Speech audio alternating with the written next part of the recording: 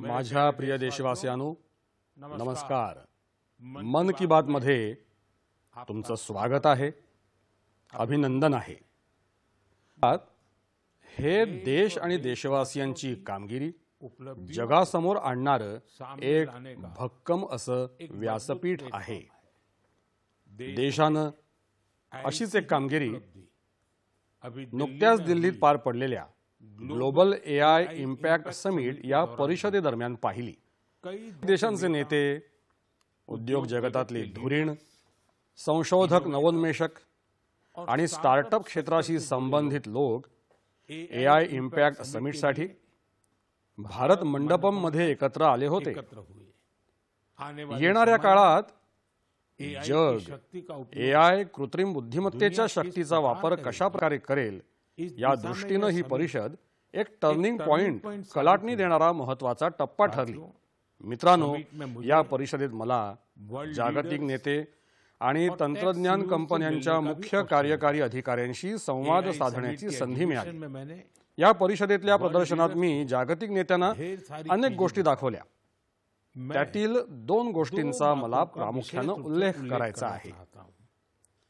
परिषदेत या दोन उत्पादनांनी जगभरातल्या नेत्यांना खूप प्रभावित केलं। पहिलं उत्पादन अमूलच्या दालनात होतं। त्यामध्ये दाखवण्यात आलं होतं की एआय प्राण्यांवर उपचार करण्यासाठी आपल्याला कशी मदत करत आहे आणि 24 तास एआय असिस्टन्स मदतीच्या सहाय्याने शेतकरी त्यांच्या दुग्ध उत्पादन व्यवसाय, डेअरीचा आणि जनावरांचा हिशेब कसा ठेवतात। मित्रांनो, दुसरं उत्पादन आपल्या संस्कृतीशी निगडित होतं। जगभरातील नेते हे पाहून अचंबित झाले की एआयच्या मदतीने आपण आपले प्राचीन ग्रंथ, प्राचीन ज्ञान आणि आपल्या हस्तलिखितांचं जतन कशा प्रकारे करत आहोत आणि त्यांना आजच्या पिढीच्या गरजेनुसार कसं सुसंगत करत आहोत। मित्रांनो, प्रदर्शनादरम्यान सादरीकरणासाठी सुश्रुत संहिता निवडण्यात आली होती।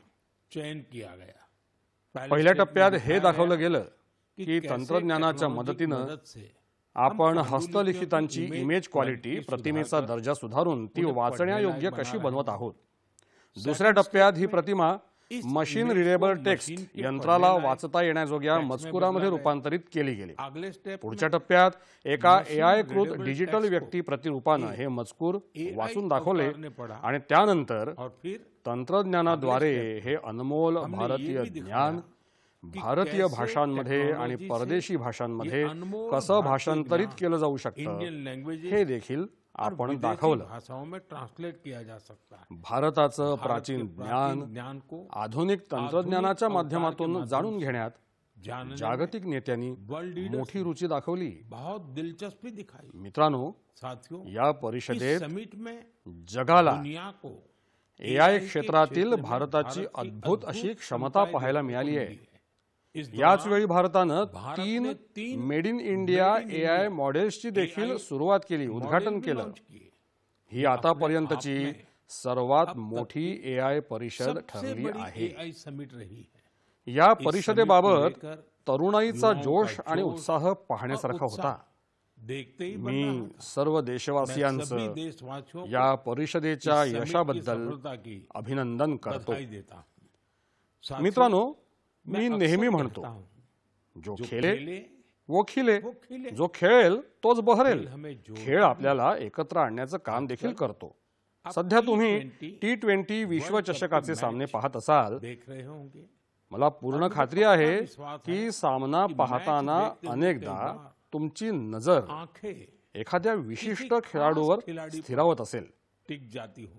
जर्सी दुसऱ्या देशाची असते, पण नाव ऐकलं की वाटतं, अरे हा तर आपल्याच देशाचा आहे। तेव्हा मनाच्या कुठल्या तरी कोपऱ्यात एक हलकीशी सुखद भावना तरळून जाते, कारण तो खेळाडू भारतीय वंशाचा असतो आणि तो त्या देशासाठी खेळत असतो जिथे त्याचं कुटुंब स्थायिक झालेलं आहे। ते आपापल्या देशाची जर्सी घालून मैदानात उतरतात आणि पूर्ण निष्ठेनं त्या देशाचं प्रतिनिधित्व करतात। उस देश का प्रतिनिधित्व कॅनडाच्या संघात कॅनडा के सर्वाधिक खेळाडू भारतीय वंशाचे आहेत। संघाचा कर्णधार दिलप्रीत बाजवा याचा जन्म पंजाबमधल्या गुरदासपूर इथे झाला होता। नवनीत धारीवाल चंदीगडचा आहे।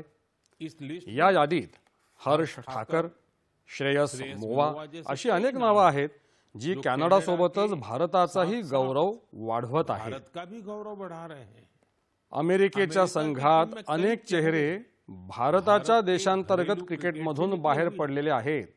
अमेरिकी संघाचा कर्णधार मोनांक पटेल गुजरातच्या 16 वर्षाखालील आणि 18 वर्षाखालील संघांसाठी खेळला आहे। खेल चुके हैं। मुंबईचा सौरभ, हरमित सिंग, दिल्लीचा मिलिंद कुमार हे सर्वजण अमेरिकी संघाची शान आहेत। ओमानच्या संघात आज अनेक चेहरे आहेत जे पूर्वी भारताच्या विविध राज्यांसाठी खेळलेले आहेत। खेल चुके हैं। जतिंदर सिंग, विनायक शुक्ला, करण, जय, आशीष यासारखे खेळाडू खिलाड़ी ओमान क्रिकेटचा भक्कम कणा आहे। न्यूझीलंड, यूएई, संयुक्त अरब अमिरात आणि इटलीच्या संघांमध्येही भारतीय वंशाचे खेळाडू आपली जागा निर्माण करत आहेत। असे कितीतरी भारतीय वंशाचे खेळाडू आहेत जे आपल्या देशाचा मान वाढवत आहेत, तिथल्या तरुणांसाठी प्रेरणा बनत आहेत। भारतीयत्वाची हीच तर विशेष ओळख आहे। भारतीय जिथे कुठे जातात तिथे आपल्या मातृभूमीच्या मुळांशी जोडलेले राहतात आणि आपल्या कर्मभूमीच्या म्हणजेच ज्या देशात ते राहतात त्याच्या विकासातही हातभार लावतात। माझ्या प्रिय देशवासियांनो, कोणत्याही आई वडिलांसाठी आपलं मूल गमावण्यापेक्षा मोठं दुःख दुसरं असूच शकत नाही। हो ही नहीं सकता। लहान बाळाला गमावण्याचं दुःख तर अधिकच खोल असतं। काही दिवसांपूर्वी आपण केरळमधील एका चिमुकल्या निष्पाप आलिन शेरिन अब्राहम हिला गमावलं। अवघ्या 10 महिन्यांची असताना ती हे जग सोडून गेली। कल्पना करा, तिच्या समोर संपूर्ण आयुष्य होतं जिंदगी थी जे अचानक संपलं। अचानक खत्म हो गई। कितीतरी स्वप्न कितने आणि आनंद और अपूर्णच राहिले। अधूरी रह गई। तिचे पालक उसके पेरेंट्स ज्या वेदनेतून जात असतील से गुजर रहे होंगे ती शब्दांमध्ये व्यक्त करणं शब्दों से व्यक्त नहीं अशक्य किया जा आहे। सकता है। पण लेकिन इतक्या इतने मोठ्या गहरे दर्द दुःखातही के बीच भी आलिनचे वडील अरुण अब्राहम आणि आई शेरिन यांनी एक असा निर्णय घेतला ज्यामुळे प्रत्येक देशवासियाचा ऊर त्यांच्याबद्दल आदरानं भरून आला आहे। त्यांनी आलिनचे अवयव दान करण्याचा निर्णय घेतला। इस एक फैसले या से एका पता निर्णयावरून चलता है त्यांची विचारसरणी उनकी किती सोच मोठी आहे कितनी बड़ी आणि है त्यांचं व्यक्तिमत्व और किती व्यक्तित्व विशाल कितना आहे विशाल हे दिसून येतं। एक तरफ एका बाजूला वे अपनी ते आपल्या बच्ची मुलीला खोने के गमावल्याच्या शोक में शोकात डूबे बुडाले होते, तो तर वहीं दुसरीकडे दूसरों की मदद का त्यांच्या भाव मनात भी इतरांना मदत उनमें करण्याची भरा। भावना होती। वे चाहते थे कोणत्याही कुटुंबाला असा कि दिवस किसी भी पाहावा लागू परिवार नये अशी त्यांची इच्छा ऐसा होती। दिन देखना न पड़े। आलिन शेरिन अब्राहम आज हमारे आपल्यात बीच नाही, नहीं है, पण लेकिन तिचं उसका नाव नाम देशातील देश के सर्वात कम कमी उम्र वयाच्या अवयव organ दात्यांमध्ये donors में समाविष्ट जुड़ गया। झालं आहे। साथियों, मित्रांनो, इन हल्ली दिनों भारतात अवयव दानाबाबत organ जागृती donation को लेकर सातत्यानं वाढतीये। जागरूकता यामुळे लगातार गरजू लोकांना इससे उन मदत लोगों की मिळत आहे। मदत हो रही है जिन्हें इसकी सोबतच जरूरत है। देशातल्या साथ ही वैद्यकीय संशोधनालाही medical research को बळ भी मिळत आहे। बल मिल रहा है। या दृष्टीनं इस दिशा में अनेक संस्था आणि लोक और असामान्य कार्य असाधारण सातत्यानं कार्य करत कर आहेत। रहे हैं। साथियों, मित्रांनो, केरळच्या आलिन प्रमाणेच असे अनेक लोक आहेत ज्यांनी अवयवदानाद्वारे कुणाला तरी दुसरं जीवन दिलं आहे। जशा दिल्लीच्या लक्ष्मी देवीजी आहेत, त्यांनी गेल्या वर्षी केदारनाथची यात्रा केली। यासाठी त्यांना 14 किलोमीटर ट्रेकिंग चढाई करावी लागली। तुम्हाला हे जाणून आश्चर्य वाटेल की त्यांनी ही यात्रा स्वतःवर हार्ट ट्रान्सप्लांट हृदय प्रत्यारोपण झाल्यानंतर केली। आधी त्यांचं हृदय केवळ 15%च काम करत होतं. 15% ही काम कर रहा था। अशा परिस्थितीत त्यांना ऐसे में उन्हें एका मृतदात्याचं हृदय मिळालं.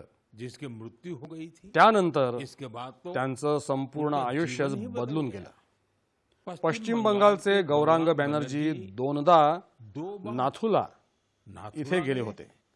एक हे ठिकाण समुद्र तल से समुद्र सपाटीपासून 14,000 फूट उंचीवर आहे. और विशेष म्हणजे त्यांनी ही कामगिरी लंग ट्रान्सप्लांट फुफ्फुस प्रत्यारोपणानंतर केली. ट्रांसप्लांट के बाद हासिल की। राजस्थानमधील सिकरचे रामदेव सिंगजी यांना किडनी ट्रान्सप्लांट मूत्रपिंड प्रत्यारोपण करावं लागलं होतं. आज ते क्रीडा क्षेत्रातील कामगिरीनं कमाल करून दाखवत आहेत. साथियों, मित्रांनो, तुम्हाला अशी अनेक प्रेरणादायक उदाहरणं पाहायला मिळतील. देखने को मिल जाएंगे। यावरून ही गोष्ट पुन्हा सिद्ध होते की त्या व्यक्तीचा चांगला पुढाकार कितीतरी लोकांचं आयुष्य कितने बदलू लोगों की शकतो. जिंदगी बदल सकती है। मी अशा सर्व लोकांचं मनापासून कौतुक करतो. अशी उदात्त ऐसे कामं नेक केली कार्य आहेत. किए हैं। माझ्या प्रिय देशवासियांनो, आझादी का अमृत महोत्सवाच्या काळात मी लाल किल्ल्यावरून पंचप्रणांबद्दल बोललो होतो. त्यापैकी एक म्हणजे गुलामीच्या मानसिकतेमधून मुक्ती. आज देश गुलामीच्या खुणांचा त्याग करून भारताच्या संस्कृतीशी निगडीत गोष्टींना महत्त्व देऊ लागला आहे. इस दिशा या दृष्टीनं आपल्या राष्ट्रपती भवनानंही एक महत्त्वाचं पाऊल उचललं आहे. आया है। कल उद्या म्हणजेच 23 फेब्रुवारीला राष्ट्रपती भवनात राजाजी उत्सव साजरा केला जाईल. या निमित्तानं राष्ट्रपती भवना केंद्रीय प्रांगणात प्रांगण में सी राजगोपालाचारीजी यांच्या पुतळ्याचं अनावरण होईल. अनावरण किया जाएगा। ते स्वतंत्र भारताचे पहिले भारतीय गव्हर्नर होते. भारतीय गवर्नर जनरल थे। ते अशा लोकांपैकी वे उन होते लोगों में थे ज्यांनी सत्तेकडे पदाच्या रूपात नाही पद की तरह नहीं, तर सेवेच्या रूपात सेवा की पाहिलं. तरह देखा। सार्वजनिक जीवनातील त्यांचं आचरण, आत्मसंयम आणि स्वतंत्र विचार आजही आपल्याला प्रेरणा देतात. दुर्दैवानं स्वातंत्र्यानंतरही राष्ट्रपती भवनात राष्ट्रपति ब्रिटिश प्रशासकांचे पुतळे तसेच राहू दिले गेले. की मूर्तियां तो लगी परंतु रहने दी गई। देशाच्या सुपुत्रांना देश के महान सपूतों तिथे जागा काही दिली गेली नाही. ब्रिटिश आर्किटेक्ट वास्तुविशारद एडविन ल्युटियन्स यांचा पुतळाही राष्ट्रपती भवनामध्ये होता. भवन में लगी हुई थी। आता या पुतळ्याच्या जागी राजाजींचा पुतळा बसवला जाईल. राजाजी उत्सवादरम्यान राजगोपालाचारीजी यांच्यावर आधारित एक प्रदर्शन देखील भरवलं जाईल. हे प्रदर्शन 24 फेब्रुवारी ते 1 मार्च एक या कालावधीत चालेल. वेळ काढून तुम्हीही ते पाहायला इसे नक्की देखने जा. जरूर जाइएगा। मेरे प्यारे माझ्या प्रिय वासियांनो, मन की बात मध्ये मी तुमच्याशी आपसे डिजिटल अरेस्ट बद्दल अरेस्ट पर विस्तार सविस्तर से बोललोय. बात की है।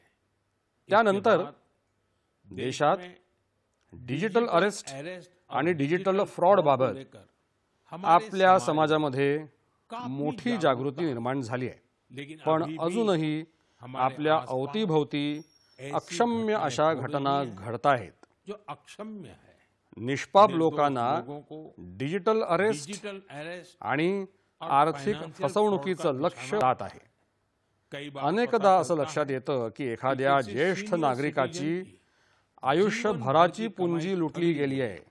कभी किसी कधी उनकी आशांची ठगी फसवणूक हो होते जाती है, जे त्यानं उसने मुलांच्या फी बच्चों भरण्यासाठी की फीस वाचवले जमा होते. करने के लिए बचाए थे। व्यावसायिकांच्या कारोबारियों से फसवणुकीच्या धोखाधड़ी बातम्या की देखील खबरें आपण भी पाहत असतो. हमें देखने को मिलती है। कोणीतरी फोन करतो करता है आणि और म्हणतो, कहता है मैं मी एक मोठा बड़ा अधिकारी आहे, अधिकारी तुम्हाला काही माहिती द्यावी लागेल. शेअर करनी होगी। त्यानंतर बिचारे भोळे भाबडे लोक भाले त्यांनी लोक सांगितल्याप्रमाणे करून ऐसा बसतात. ही कर बैठते हैं। म्हणूनच इसलिए तुम्ही आप सतत सतर्क रहना, जागरूक राहणं जागरूक रहना अत्यंत बेहद आवश्यक जरूरी आहे. है। साथियों, मित्रांनो, तुम्ही सर्वजण KYC know know your your customer customer म्हणजेच आपल्या ग्राहकाला ओळखा या प्रक्रियेबद्दल प्रोसेस जाणताच. को तो जानते ही होंगे। कधी कधी जेव्हा तुम्हाला तुमच्या बँकेकडून KYC अद्ययावतीकरण किंवा री KYC करण्याचे म्हणजेच KYC पुन्हा नव्याने करण्याचे संदेश येतात, तेव्हा मनात प्रश्न येतो मी तर आधीच केवायसी केला आहे, करवा मग हे पुन्हा कशासाठी? तो ये फिर क्यों? माझी तुम्हाला विनंती आहे, आग्रह है, चिडचिड करू चिल्लाइए नका. नहीं. हे तुमच्या आपके पैशांच्या पैसे की सुरक्षिततेसाठीच सुरक्षा के आहे. लिए ही है. हम आपल्याला सभी माहिती जानते आहे हैं की आजकाल आजकाल पेन्शन, पेन्शन, निवृत्तीवेतन, सबसिडी, सबसिडी, अनुदान, विमा, यूपीआय UPI, हे सर्व सब कुछ बँक खात्यांशी खाते से जुड़ा जोडलेले आहेत. इसी याच वजह से कारणास्तव बँका समय वेळोवेळी समय पर री केवायसी KYC करतात, करते हैं ताकि जेणेकरून आपका तुमचं बँक बैंक खातं अकाउंट सुरक्षित राहावं. रहे. हाँ, हो, यामध्येही भी तुम्हाला आपको एक एक बात गोष्ट याद लक्षात रखनी है. ठेवायची आहे. जो अपराधी गुन्हेगार हैं, बनावट कॉल फर्जी करतात, कॉल करते हैं, SMS करतात, SMS और लिंक लिंक पाठवतात. भेजते हैं. इसलिए म्हणूनच हमें आपल्याला सतर्क राहायचं आहे आणि अशा फसवणूक करणाऱ्यांच्या जाळ्यात अडकायचं नाहीये. केवायसी किंवा री केवायसी KYC केवळ केवल आपल्या अपने बँकेच्या बैंक की शाखेत शाखा किंवा अधिकृत अधिकाधिक ॲप ॲप आणि अधिकृत और माध्यमांद्वारेच से ही करा. कराए. OTP, आधार क्रमांक किंवा बँक खात्याची माहिती कुणालाही देऊ नका. आणि सर्वात महत्वाची गोष्ट, अपने तुमचा पासवर्ड वेळोवेळी बदलत राहा. समय पर जरूर बदलते जसं रहें.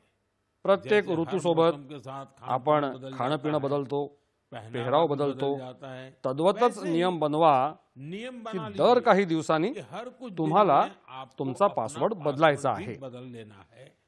साथियों, मित्रांनो, नुकताच हाल ही में RBI भारतीय रिझर्व्ह बँकेनं रिझर्व्ह याच बँकेने विषयांवर इन्हीं वित्तीय विषयों पर साक्षरता सप्ताह वित्तीय आयोजित साक्षरता केला होता. सप्ताह का आयोजन किया था. हा वित्तीय साक्षरतेचा साक्षरता का उपक्रम अभियान आता अब पूरे वर्षभर वर्ष सुरू जारी राहील. इसलिए म्हणूनच रिझर्व्ह भारतीय बँकेच्या रिझर्व्ह संदेशांकडे बँक लक्ष के द्या मैसेज का ध्यान रखें आणि और तुमचं अपनी केवायसी KYC अपडेट अद्ययावत ठेवा. याद लक्षात ठेवा, रखिए, योग्य सही केवायसी, KYC, वेळेवर समय री पर केवायसी KYC, तुमचं खातं करे करेल खाता सुरक्षित, सुरक्षित, बनाल बने सशक्त नागरिक. नागरिक.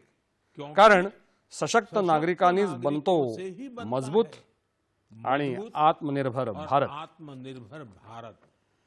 माझ्या प्रिय देशवासियांनो, आपले हमारे शेतकरी किसान केवळ अन्नदाता केवल नाहीत, अन्नदाता नहीं है, तर ते धरणी वे मातेचे धरती के खरे सच्चे साधक आहेत. साधक है. मातीचं सोनं करणं बनाना म्हणजे काय, हे क्या कुणीतरी होता है? आपल्या ये कोई शेतकऱ्यांकडून हमारे शिकावं. किसानों से सीखे. और हमारा आपला आज आजचा का शेतकरी किसान तो परंपरा आणि तंत्रज्ञान या दोन्ही गोष्टी सोबत दोनों को घेऊन साथ पुढे लेकर चालला चल रहा आहे. है. मला मुझे हे पाहून आनंद ये वाटतो देखकर खुशी होती की आपले है शेतकरी आता कि हमारे केवळ किसान उत्पादनावर अब नाही, सिर्फ तर गुणवत्ता, नहीं, दर्जा बल्कि मूल्यवर्धन गुणवत्ता, आणि valuation नवीन बाजारपेठांवर और नए देखील बाजारों लक्ष देत पर भी आहेत. ध्यान दे रहे हैं. ओदिशामधील हिरोद हिरोद पटेल नावाच्या नावाके एक तरुण युवा शेतकऱ्याची किसान से माहिती जुड़ी जानकारी खरोखर वाकई प्रेरणादायक आहे. प्रेरक है. करीब सुमारे 8 8 साल वर्षांपूर्वीपर्यंत वे अपने ते पिता त्यांचे वडील शिवशंकर शिवशंकर पटेल पटेल के यांच्यासोबत साथ पारंपरिक पद्धतीनं भात धान की शेती खेती करायचे. करते थे. लेकिन पण उन्होंने त्यांनी शेतीकडे खेती को नवीन नए दृष्टिकोनातून नजरिए से पाहायला देखना सुरुवात शुरू केली. किया. अपने खेत त्यांनी के आपल्या तालाब के शेतातल्या ऊपर उन्होंने तलावावर एक मजबूत जाळीदार असा जाळीदार ढांचा मांडव तयार बनाया. केला. उस त्यावर पर भाज्यांच्या बेलवाली वेली सब्जियां लावल्या. उगाई. तलावाच्या तालाब के चारही किनारों बाजूनी पर केळी, पेरू अमरूद आणि नारळाची और झाडं नारियल लावली लगाए आणि और तलावामध्ये मछली मत्स्यपालनही पालन भी सुरू केलं. किया. यानी म्हणजे काय, एक तर ही एकाच जगह ठिकाणी पारंपरिक शेतीही खेती होत भी आहे हो रही है, आणि सब्जी भाजीपाला, भी, फळं, भी, मासेही मछली मिळत आहेत. भी. इससे यामुळे जमीन जमिनीचा का उत्तम बेहतर वापर झाला, उपयोग हुआ, पाण्याची पानी की बचत झाली हुई, आणि अतिरिक्त उत्पन्नही आमदनी मिळालं. भी मिली. आज लांबून लांबून शेतकरी त्यांचं हे मॉडेल पाहायला येत असतात. साथियों, मित्रांनो, केरळच्या त्रिशूर जिल्ह्यातही एक असं गाव आहे एक गांव ऐसा है जिथे एकाच जहां शेतात एक ही खेत में भाताच्या 570 जाती लावल्या जातात. धान की किस्में लगाई यामध्ये स्थानिक जातीही आहेत, भी हैं. हर्बल म्हणजे वन्य जातीही आहेत आणि दुसऱ्या राज्यांतून आणलेल्या प्रजातीही आहेत. जातियां भी हैं. ही केवळ शेती नसून बियाण्यांचा वारसा वाचवण्याचं महाअभियान आहे.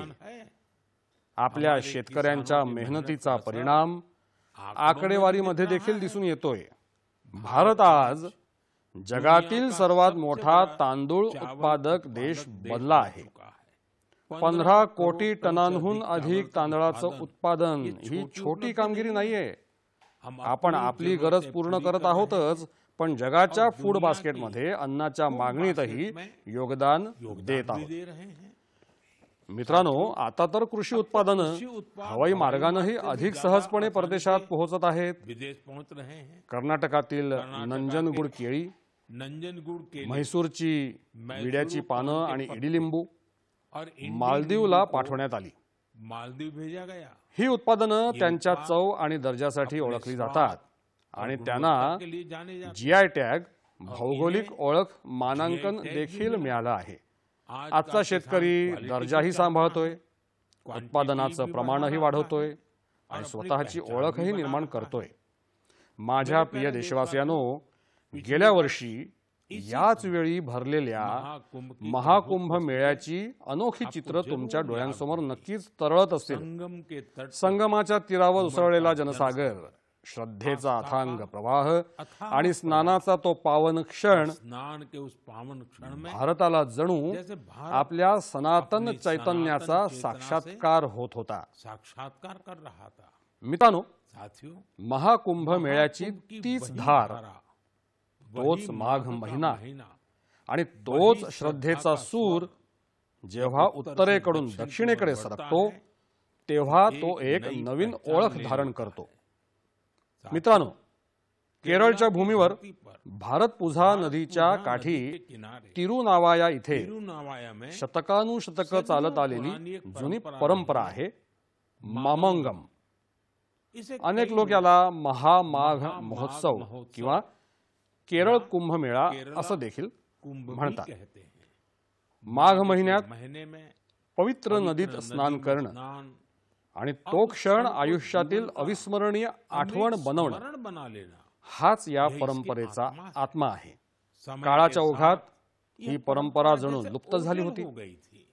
या आधी सुमारे 250 वर्ष ज्या भव्यपणे हा सोहळा व्हायचा उसी तसा तो सध्या होत नव्हता. हुआ था, पण आज पहले हुआ करता था. आपला वारसा लेकिन आज नव्यानं जगू पाहणाऱ्या अपनी आपल्या विरासत को देशात फिर से पहचान रहे इतिहासानं देश में पुन्हा इतिहास ने कूस फिर बदलली करवली आहे. है. यावेळी कोणत्याही मोठ्या किसी घोषणेशिवाय बड़ी घोषणा के केरळ कुंभाचं कुंभ यशस्वी सफल आयोजन झालं.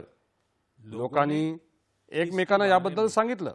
एक ने दूसरे को देशाच्या कानाकोपऱ्यात बताया, ही कानों बाब कान बात पोहोचली पहुंचती गई. आणि और बघता बघता देखते ही भाविक श्रद्धालु तिरुनावाया इथे तिरुनावाया पोहोचू लागले. पहुंचने लगे. मित्रांनो, महाकुंभमेळा असो वा केरळ कुंभमेळा हा केवळ स्नानाचा सण नाही, का पर्व नहीं है. हे स्मृती पुन्हा जागवणं आहे.